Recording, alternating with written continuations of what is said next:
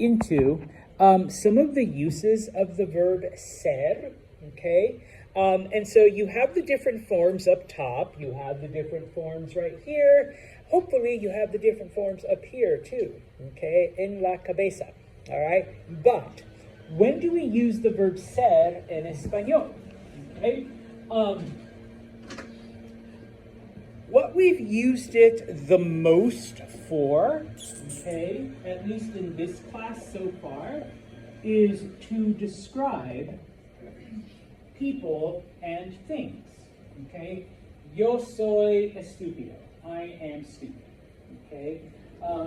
Ella es fabulosa, all right? She is fabulous, okay? So you describe people, okay? You can also describe things. La silla es azul. The chair is blue, okay? El teléfono es, I'm going to say negro, even though it's more of a dark gray. All right, but el teléfono es negro. Okay, so I am describing the telephone. All right, so we use the verb ser to describe people and things. Now, your textbook uses the expression essential characteristics, okay, which is a good way to put it. The way I typically like to explain it, especially when it comes to people, because we're going to be describing people, specifically your family, all right, is any physical or personality traits. Okay, so we use the verb ser for that. So, David es inteligente. David is smart. That's considered a personality thing. Okay, and so we'll get into some of the other physical stuff. Okay, número dos. And we've already done this one before. Your profession.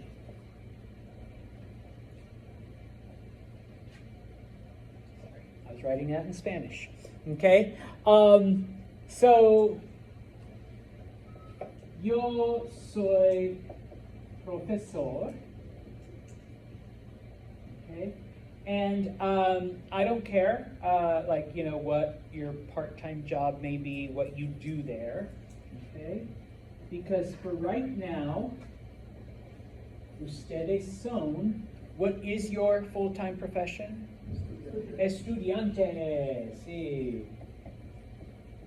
Ustedes son estudiantes. Okay? Now, kind of under that, all right, you can also ID yourself. And I think I may have brought this up before. I could ask Julia, ¿cómo te llamas? All right, what did I just ask her? What's your name? Yeah, and she could say, me llamo Julia, or, mi nombre es Julia. But she could also just say,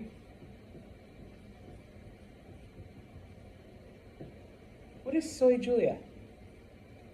I am Julia, okay? She's identifying herself. Okay, so not just, like I said, it's kind of like a subsection. So not just your profession, but you identify yourself. Soy Julia, una estudiante. I'm Julia the student, okay? Type of thing, all right? I'm going to skip over number 3 for un momento, okay? 4 and 5, I want to combine, okay? I don't know why they separate it, but time, days, dates. Okay? If I ask you, all right, ¿qué hora es? I'm using ser. What time is it? All right. And then, of course, to answer, son, let me put the answer in a different color. Son las 11 y, I'm going to round, 35. Okay? ¿Qué día es? What day is it? Es. ¿Qué día es hoy? Gracias. Oh. No, I didn't forget. All right? And we will learn how to do dates, okay? So, but we'll leave that. Actually, today, es 31 de octubre. I know, and I love all y'all's costumes, okay? You came dressed as students, right? College students, all right? Cheyenne's like, no, I came dressed as a high school student, Mr. Santos. Know the difference, okay? So yeah, all right? Now, the thing that I skipped over, okay? And so we'll put it here as number 4. Nationality, or in this case, where are you from? Okay? Now, because we put it as nationality, okay, number 1, you can say soy de, I'm from, los Estados Unidos. What is Estados Unidos? United States, so I'm from the United States, soy de los Estados Unidos. In English, when you tell someone your nationality or where you're a citizen of, what do you typically say in English? That you're what? American. I'm American. Okay? In Espanol, you don't really say soy americano. Okay? Because in Spanish, it's considered typical American arrogance to claim an entire continent, or 2, depending on how you divide it, for just one little country. It's like someone from France saying, I'm European, and expecting you to just assume, oh, that means French, you know? So, there's a couple things you can say in Espanol.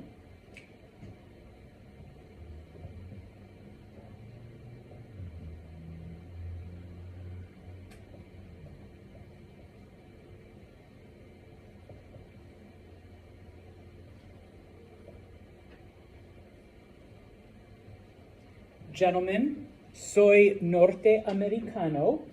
Ladies, soy norteamericana. What does that mean? North American, which you are. It's a bit more specific. It's a bit more accurate. What is the only issue with that? Yeah, Canadians are also North Americans. And to the chagrin of many Republicans, so is Mexico. It is also a part of North America. Okay? In Spanish, we actually have a word that means you are a person from the United States. And it's a long word. I'm going to do it in pink, just because I have a pink marker.